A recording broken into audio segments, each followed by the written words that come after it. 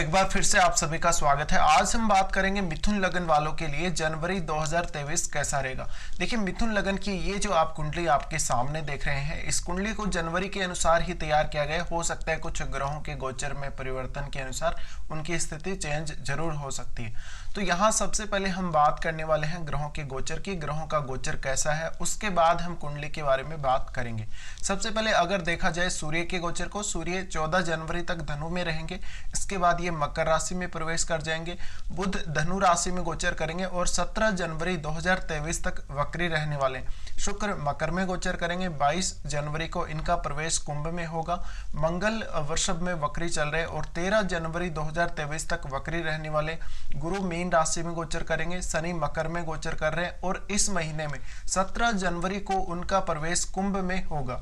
चंद्रमा 1 जनवरी को मेष राशि में गोचर करेंगे और राहु मेष में अभी गोचर कर रहे हैं और केतु तुला में गोचर कर रहे हैं। तो ये तो गोचरीय स्थितियां हैं जहां पर आपको ये पता लगता है कि कौन सा ग्रह कहां गोचर कर रहा है, कौन सा ग्रह कब वक्री और मार्गी हो रहा है। अब बात करते हैं आपके कुंडली के अकॉर्डिंग। कुंडली के अकॉर्डिंग अगर हम देखेंगे तो सबसे पहले बात करेंगे यहाँ बुध की। और बुध का गोचर अगर आप लोग देखेंगे तो धनु में अभी बुध गोचर कर रहे हैं, जैसे कि आपको यहाँ दिखाई दे रहे हैं। सप्तम भाव में बुध यहाँ स्थित है। तो ये जो बुध है आपके 4th लॉर्ड भी हैं और आपके ये सप्तम भाव में गोचर कर रहे हैं। अब यहाँ जो इनका गोचर है 17 जनवरी तक ये वक्री रहने वाले। तो 17 जनवरी तक अगर आपका कोई भी बिजनेस ऑलरेडी चल रहा है, उसमें कोई ना कोई रुकावट आ सकती है। आपको अपने बिजनेस से संबंधित डिसीजन लेने में परेशानी आ सकती है। अभी वक्री बुध चल रहे तो आपका जो जीवन साथी है और आपके बीच में कम्युनिकेशन में कुछ रुकावटें या इस प्रकार की कुछ दिक्कतें आ सकती हैं। बुध आपका 4th लॉर्ड भी है। 4th लॉर्ड होने की वजह से आप अपने बिजनेस का जो पैसा है उसको आप ठीक तरह से कभी यूज नहीं कर पाएंगे और आप अपने बिजनेस के पैसे से कोई घर से संबंधित काम कर रहे हैं तो उसमें थोड़ी देरी हो सकती है। अब बुध यहाँ पर जब तक वक्री है तो तब तक आपको 17 जनवरी तक कोई भी नया बहुत बड़ा डिसीजन अपने बिजनेस के लिए नहीं लेना चाहिए। आपको कोई भी बहुत बड़ी यहाँ पार्टनरशिप वगैरह के लिए नए ऑफर के लिए नहीं देखना चाहिए। जैसा जो कुछ चल रहा है उसी को अच्छी तरह संभालने की कोशिश करें। अब वक्री बुध है तो आपको डिसीजन लेने में काफ़ी ज़्यादा परेशानी ओवरऑल दे सकता है, आपको काफ़ी कन्फ्यूजन पैदा कर सकता है। और वक्री स्थिति में कुछ ना कुछ आपके मेंटली कुछ इश्यूज या आपके जो डिसीजन मेकिंग में कुछ इश्यूज इस तरह के आ सकते हैं जहां पे आप अपने आप को बहुत ज़्यादा अनकंफर्टेबल महसूस कर सकते हो। तो बुध का जो गोचर है सप्तम में हो रहा है तो जीवन साथी के साथ में कुछ ना कुछ इस प्रकार का आपका रहेगा। तर्क वितर्क फालतू के हो सकते हैं या उनकी तरफ से आपके साथ अच्छा बिहेव ना हो, क्योंकि यहाँ सूर्य भी साथ रहने वाले, तो इस वजह से आपको ये सब ध्यान रखना होगा। इसके बाद हम आगे बढ़ते और बात करते चंद्रमा के बारे में। चंद्रमा गोचर करेंगे आपके लाभ स्थान में इस महीने के स्टार्टिंग में। तो धन संबंधी कार्यों के लिए स्टार्टिंग से ही मंथ काफी अच्छा रहेगा। इस दौरान कुछ आपके जो दोस्त हैं वो आपकी सहायता कर सकते हैं। शुरुआत में मन में कुछ भ्रम की स्थितियां हो सकती हैं। कुछ इजी मनी के लिए आप देख सकते हो इस महीने के स्टार्टिंग में और आपको कोई ना कोई ऐसा लाभ कहीं से मिल सकता है, जैसे कि स्टॉक मार्केट में कोई बड़ा प्रॉफिट हो गया या कोई अचानक से कहीं से पैसा आ गया 1-2 दिन में। तो ये सब स्थितियां नए साल में आपके लिए बन के आ रही है शुरुआती 2-3 दिन में। उसके बाद चंद्रमा यहाँ से अगले भाव में जाएंगे। अगले भाव में जब ये जाएंगे तो पैसे का खर्चा ये दिखाते, अपनी फैमिली वगैरह के लिए या खुद के लिए भी कुछ ऐसे खर्चे, खान पान पे भी कुछ खर्चे ये दिखाते। तो आपके यहाँ पर ये खर्चे बढ़ाने वाले, साथ ही थोड़े से इमोशंस पे आपके कंट्रोल को यहाँ पर ये दिखा रहे हैं। तो आपका जो इमोशंस पे कंट्रोल है वो नहीं रहेगा और कहीं ना कहीं कुछ इश्यूज आपको आ सकते हैं। मानसिक रूप से कुछ आपको अनकंफर्टेबल महसूस होना या इस प्रकार की चीजें दिखाई दे सकते हैं। तो इस तरह से आपको देखना चाहिए। उसके बाद चंद्रमा आपके लगन में आएंगे। चंद्रमा जब लगन में आएंगे तो ये आपके लिए ज्यादा अच्छा है। बेहतर तरीके से आप कम्युनिकेट कर पाएंगे, बेहतर तरीके से आपकी जो कल्पना शक्ति है वो काम करेगी। उसके बाद इनका गोचर खुद की ही राशि में होगा तो इस समय आपके लिए एक अच्छा धन योग बनेगा 1-2 दिन के लिए। इसके बाद बात करते हैं सूर्य के बारे में। देखिए, सूर्य आपके तृतीय से और सूर्य का गोचर धनु में होगा और 14 जनवरी तक ये धनु में रहने वाले हैं। 14 जनवरी तक इनका जो योग है यहाँ पे रहने का है सप्तम भाव में। तो 14 जनवरी तक थोड़ा सा इश्यू यहाँ पर ईगो का आ सकता है जीवन साथी के साथ। और सूर्य क्योंकि तृतीय से तो कुछ यात्राएं करनी पड़ सकती हैं, जो यात्राएं आप करेंगे काफ़ी ज़्यादा आपके लिए अच्छी रहेंगी। और क्योंकि तृतीय से तो मैलेफिक प्रभाव आपके सप्तम भाव में आने से थोड़ा सा यहाँ पे पार्टनरशिप वगैरह में काफ़ी ज़्यादा जो है इश्यूज आ सकते हैं। अब तृतीय से यहाँ पे आए हैं तो आपको सप्तम भाव से जुड़े कार्यों के लिए कुछ ऐसे ट्रेवल फ्रीक्वेंटली करने पड़ सकते हैं जहाँ पे आपको बहुत ज़्यादा थकावट महसूस होगी या थोड़ा सा आप बोरिंग फील करने वाले हो। तो सूर्य का ये जो गोचर है इसमें थोड़ा ध्यान अवश्य रखना है। बाकी ये आपके जीवन साथी के स्वास्थ्य और खुद के आपके स्वास्थ्य के लिए काफ़ी अच्छा है। अब सूर्य बुध का यहाँ बुधादित्य योग भी बन रहा है, बट यहाँ पर जो बुध है वो वक्री चल रहे हैं, तो इतना ज़्यादा लाभ नहीं मिलेगा आप लोगों को।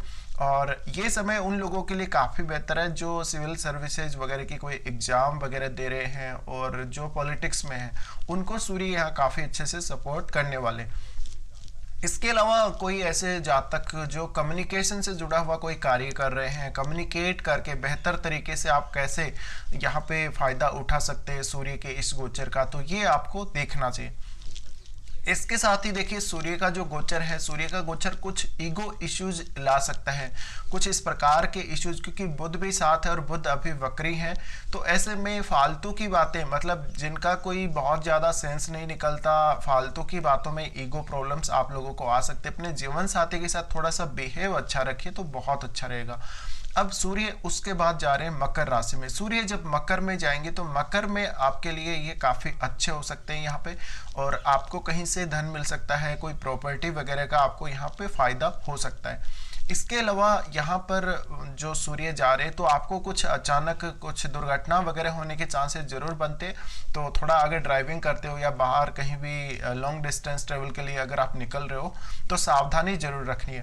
सूर्य के यहाँ जाने से कुछ ना कुछ आपका जरूर होगा, विरासत में आपको कहीं से कोई लाभ हो सकता है या अपने इन-लॉज से कोई ना कोई लाभ हो सकता है। जो लोग रिसर्च कर रहे हैं उनके लिए बेहतर ये समय है। और सूर्य का आपके अष्टम भाव में जाना ये उन लोगों को काफ़ी ज़्यादा लाभ देगा जो अकल्ट से संबंधित काम कर रहे हैं या जो बहुत ही कोई कॉन्फिडेंशियल काम कर रहे हैं। इसके अलावा जो लोग भी स्टडी कर रहे हैं, जो लोग बहुत अच्छे से कोई रिसर्च कर रहे हैं, उनको बेहतर फायदा होने की उम्मीद यहाँ हम कर सकते हैं, क्योंकि आपके शुक्र भी यहीं पर है और शुक्र आपके फिफ्थ लॉर्ड है और शुक्र यहाँ पर है तो कुछ ना कुछ फिर मैरिड लाइफ को जरूर लेके इशू आ सकते हैं। बट ओवरऑल सूर्य का गोचर यहाँ आपको अष्टम भाव से रिलेटेड कोई भी काम कर रहे हो तो बेहतर फायदा दे सकता है। इसके अलावा कोई ना कोई इनकम का एक अच्छा सोर्स आपको यहाँ से निकल के आ सकता है, और इसके अलावा आप प्रॉपर्टी वगैरह के लिए भी सूर्य के गोचर को अच्छा मान सकते हो। इसके बाद हम आगे बढ़ते हैं और शुक्र के बारे में बात करते हैं। शुक्र आपके पंचमेश और आपके 12वें भाव के स्वामी, और इनका गोचर होगा मकर में और 22 जनवरी को ये कुंभ में चले जाएंगे। तो इनका गोचर जो मकर में है, मकर में इनका गोचर आपको काफ़ी ज़्यादा लाभ देगा। आपके ससुराल पक्ष वाले जो लोग हैं उन लोगों से आपको कोई ना कोई बहुत अच्छा लाभ मिल सकता है।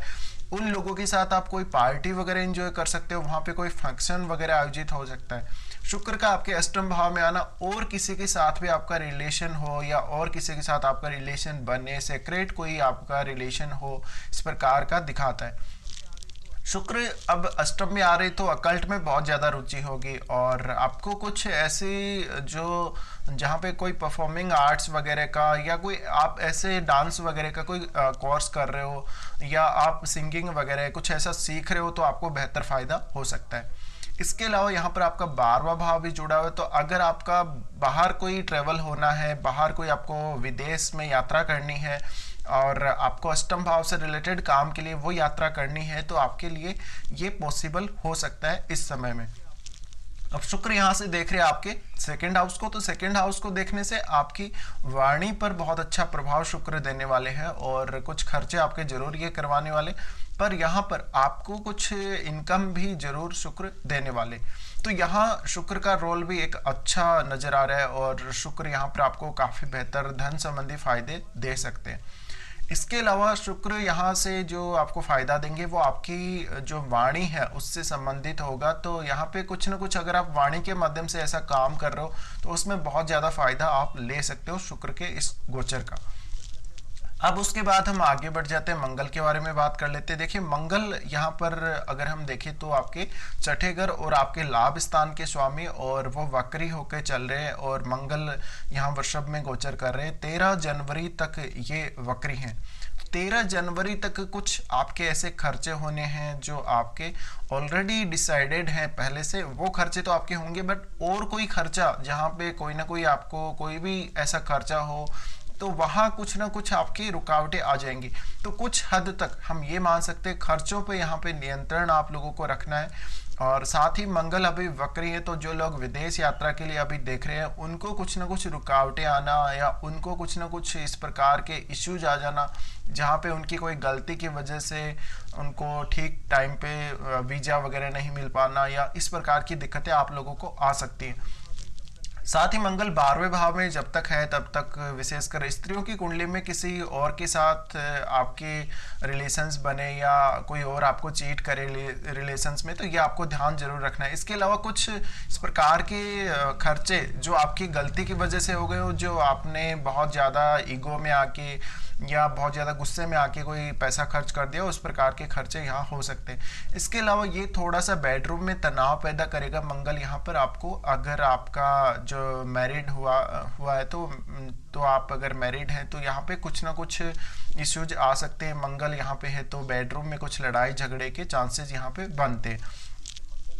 अब यहाँ देखिए मंगल है वो आपका 6th लॉर्ड है। 6th लॉर्ड होने की वजह से आप कुछ ना कुछ इश्यूज देखेंगे अपने वर्क प्लेस पे भी, और वर्क प्लेस पे कुछ आपके हिडन इश्यूज हो सकते हैं, आपके खिलाफ कुछ लोग हो सकते हैं, तो इस प्रकार के कुछ इश्यू आपको देखने को मिल सकते हैं, और आपके पीछे से कोई ना कोई षड्यंत्र किया जा सकता है।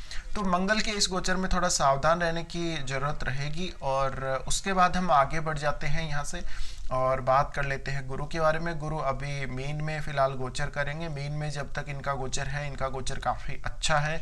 जॉब के हिसाब से देखा जाए तो आपको एक अच्छा जॉब इस दौरान अभी भी मिल सकता है, क्योंकि अप्रैल तक लगभग यहाँ गुरु रहने वाले। तो यहाँ जो आपका जीवन साथी है वो आपको आपके काम में काफ़ी ज़्यादा हेल्प करेगा। जो लोग टीचिंग के क्षेत्र में हैं, जो फाइनेंशियल कोई फील्ड में काम कर रहे हैं, या कोई ना कोई सलाह देने का, या कोई ना कोई कुछ ऐसा सिखाने का, ज्ञान से संबंधित कोई काम आप कर रहे, तो गुरु आपको बहुत ही अच्छे तरीके से यहाँ सपोर्ट करने वाले। अब साथ ही आपका जो पार्टनर है उसका रोल भी आपके करियर में बहुत इंपॉर्टेंट रहेगा, वो भी आपको पूरी यहाँ सहायता करने वाले। तो यहाँ अपने पार्टनर के साथ एक अच्छा सामंजस्य लेके आपको चलना चाहिए। अब गुरु यहाँ क्योंकि वो 10th लॉर्ड तो खुद है ही, तो इस वजह से प्रमोशन वगैरह होना और सैलरी वगैरह बढ़ना और इस प्रकार के काफ़ी सारे जो आपके काम हैं वो बनने वाले हैं। अब गुरु यहाँ पर हैं तो आपको कुछ नया जॉब जल्दी से मिल जाना और थोड़ा सा आपको यहाँ पॉपुलैरिटी मिलना, सामाजिक प्रतिष्ठा मिलने के भी चांसेस काफ़ी ज़्यादा लग रहे हैं। अब गुरु यहाँ से अपने जो 7वीं दृष्टि है उससे आपके 4th हाउस को देख रहे हैं, तो 4th हाउस के कार्यों में आप लगभग अपने आप को बहुत बेहतर तरीके से स्थापित करेंगे, बहुत अच्छे से 4th हाउस के कार्यों को मैनेज करेंगे और एक अच्छा आप बैलेंस लेके चलेंगे अपने प्रोफेशनल लाइफ में और अपने घरेलू जीवन में। तो यहाँ से अगर देखा जाए तो काफ़ी अच्छी स्थिति हमें नजर आती है और धन संबंधी जो इश्यूज आपको आएंगे उनको भी गुरु काफ़ी हद तक आपके मेंटेन करने वाले, क्योंकि वो आपके 2nd हाउस को भी देखेंगे और आपके वो छठे घर को भी यहाँ पर देखेंगे। तो छठे घर से संबंधित समस्याओं को भी अभी उनका आशीर्वाद आपके ऊपर रहेगा, तो कुछ हद तक आप सुलझा सकते हैं। इसके बाद देखिए हम शनि के बारे में बात करेंगे। शनि अभी क्योंकि कुंभ में आ जाएंगे तो कुंभ में इनका गोचर काफ़ी अच्छा रहेगा, काफ़ी बेहतर रहेगा और कुंभ में आ जाने से आप लोगों को एक तो भाग्य का साथ काफ़ी अच्छा मिलेगा। हालांकि पिता के साथ थोड़ी बहुत अनबन जरूर हो सकती है और इसी तरह से कुछ मतभेद अपने गुरुजनों के साथ भी आपके हो सकते हैं, बट ओवरऑल ये गोचर आपके लिए काफ़ी अच्छा है, काफ़ी बेहतर है। जो स्टूडेंट्स हैं और जो अपनी उच्च शिक्षा के लिए कोई नई प्लानिंग कर रहे हैं, उच्च शिक्षा के लिए आप अगर देख रहे हैं, कुछ ना कुछ चेंजेस करने को देख रहे हैं, तो यहाँ शनि के गोचर पर आपको जरूर विचार करना चाहिए। अब शनि क्योंकि अपनी 7वीं दृष्टि तीसरे घर पे डाल रहे हैं, तो तीसरे घर से संबंधित कार्यों के लिए कुछ हद तक आपको ज़्यादा मेहनत की ज़रूरत रहेगी और ज़्यादा एक्टिव रहने की ज़रूरत रहेगी। वैसे तो यहाँ जो इस भाव के लॉर्ड हैं वो सूर्य हैं, तो ऑटोमेटिकली आपको काफ़ी ज़्यादा एक्टिव यहाँ रहना ही रहना है आपको। और लेकिन यहाँ शनि की जो दृष्टि पड़ रही है उस वजह से कुछ हद तक यहाँ रुकावटें जरूर देखने को मिल सकती है कुछ कार्यों में। तो शनि का एक ओवरऑल जो गोचर हम मान सकते हैं, शनि का गोचर काफ़ी अच्छा, काफ़ी बेहतर आप लोगों के लिए रहने वाला है अगर आपकी कुंडली में शनि की प्लेसमेंट काफ़ी अच्छी है। इसके अलावा जो लोग भी रिसर्च या अकल से संबंधित काम कर रहे हैं, जो भी अष्टम भाव से रिलेटेड काम कर रहे हैं, उनको भी काफ़ी ज़्यादा सहायता यहाँ शनि करने वाले हैं। इसके अलावा आप अष्टम भाव से रिलेटेड कार्य कर रहे हैं तो विदेश यात्रा या कोई लॉन्ग डिस्टेंस ट्रेवल भी इस दौरान कर सकते हो। अब देखिए, राहु केतु के बारे में हमने बहुत ज़्यादा चर्चा अभी तक करी है, तो राहु केतु के बारे में अब चर्चा नहीं करेंगे। अगर आप राहु का मीन राशि वाला गोचर देखना चाहते हैं तो मैंने उसके लिए वीडियो बना दी है, वो आप प्लेलिस्ट में चेक करके देख सकते हैं। अब सबसे पहले बात करेंगे कुछ अच्छे और ख़राब दिनों की। देखिए, अच्छे दिनों को अगर देखा जाए तो इस मंथ में आप लोगों को 7 से 9 तारीख तक और 19 और 20 ये दिन काफ़ी अच्छे देखने को मिलेंगे। इस दिनों में अपना कोई भी काम आप निपटा सकते हो। इन दिनों में अपना कोई भी ऐसा काम जिसमें बहुत ज़्यादा रुकावट आ रही हो, जहाँ पे आपको बहुत ज़्यादा मेहनत करनी पड़ रही हो, उन कार्यों को इन दिनों में निपटाने की कोशिश जरूर कीजिएगा। अब कुछ खराब दिनों की यहाँ बात करें तो खराब दिनों में जब चंद्रमा स्कॉर्पियो में गोचर करेंगे 17 और 18 को, तो ये समय आपके लिए थोड़ा उपयुक्त नहीं रहेगा। इस दौरान कुछ कार्य क्षेत्र को लेके प्रॉब्लम्स आ सकती हैं, अपने जो कलीग्स हैं उनके साथ कुछ ना कुछ इश्यूज आ सकते हैं। इसके अलावा एक अपने रूटीन को मेंटेन करने में काफ़ी ज़्यादा दिक्कत आप लोगों को आएगी। इसके साथ ही स्वास्थ्य संबंधी समस्याओं का आपको ध्यान रखना होगा। चंद्रमा का गोचर जब कैप्रिकॉर्न में होगा तो 21 और 22 को मानसिक रूप से कुछ प्रॉब्लम्स आ सकती हैं। इस दौरान आपको कुछ ऐसे हिडन इश्यूज आ सकते हैं इमोशनली और मेंटली, तो उनका आपको मैनेज करके चलना चाहिए। इसके साथ ही मून का ट्रांजिट जब टॉरस में होगा तो 2 से 4 और 23 तारीख को ये समय रहेगा। इस दौरान कोई भी बड़ा डिसीजन, कोई भी बहुत महत्वपूर्ण डिसीजन आप ना ले तो अच्छा रहेगा। इस दौरान कोई भी लॉन्ग डिस्टेंस ट्रेवल या कोई भी ऐसी ट्रेवल आपको अवॉइड करनी चाहिए और उसके लिए कोई डिसीजन लेना है तो अवॉइड करना चाहिए। स्वास्थ्य का ध्यान आप लोगों को जरूर रखना होगा और आपको रात्रि की जो नींद है वो पूरी यहाँ लेनी होगी, वरना आपको स्वास्थ्य संबंधी इश्यूज उससे भी आ सकते हैं। तो ये कुछ खराब दिन है जहाँ पे आपको अपने आप को संभाल कर चलना होगा। तो फिलहाल ये वीडियो देखने के लिए आप लोगों को धन्यवाद।